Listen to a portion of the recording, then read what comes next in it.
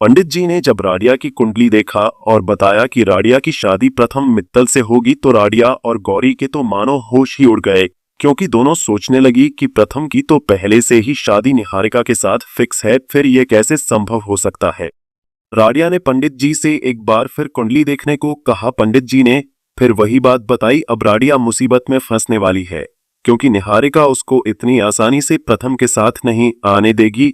अगर आप भी राडिया का साथ देना चाहते हैं राडिया के लिए, इस वीडियो को सिर्फ एक लाइक करके चैनल को सब्सक्राइब कर लीजिए और नीचे कमेंट बॉक्स में आई सपोर्ट राडिया जरूर लिखें। निहारिका ने कमरे में कदम रखते ही अपनी बातों का जहर उगल दिया। आंखों में तिरस्कार और आवाज में कटाक्ष लिए वह बोली, तो अब राडिया इस घर की बहू कहलाएगी।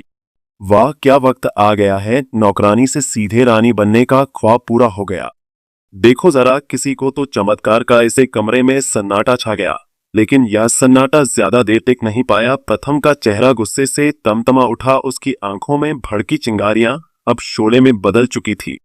वो लगभग चिल्लाते हुए बोला, बस निहारिका, तुम्हारे शब्द तुम्हारी सोच की गंदगी से सने हुए हैं। जिस तरह तुम सोचते हो वही तुम्हारी हार का कारण बनेगा।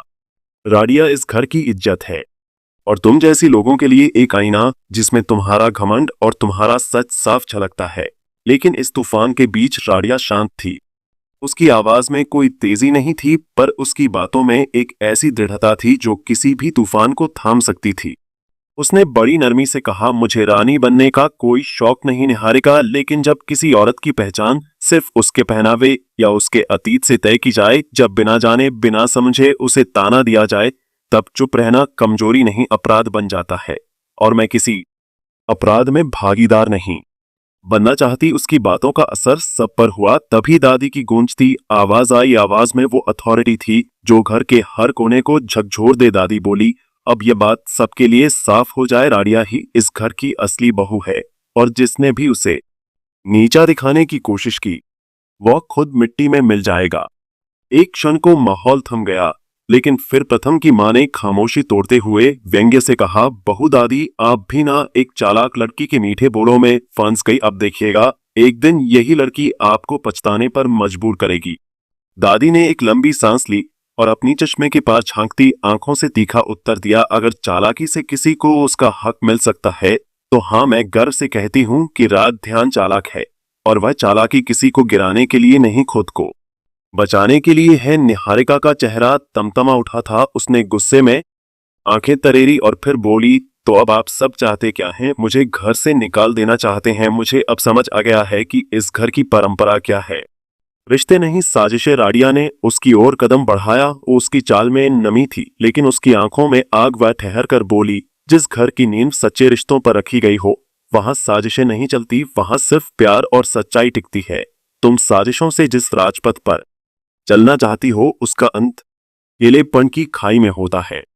अब प्रथम ने राडिया के साथ खड़े होकर दो टूक लहजे में कहा, मैं अब और चुप नहीं रहूंगा। निहारिका, तुम्हें और तुम्हारे पिता को लगता है कि शादी के बाद मैं लंदन चला जाऊंगा। नहीं, मैं अपने घर को, अपने रिश्तों को और राडिया को छोड़कर कहीं नहीं जाऊंगा। निहारिका जैसे सन्न रह गई। उसने हैरानी से पूछा, तो तुमने हमारी बातें सुन ली? प्रथम की आंखें भीग गई थी। उसने हल्की लेकिन गहराई से भरी आवाज में जवाब दिया, सिर्फ सुनी नहीं, समझी भी।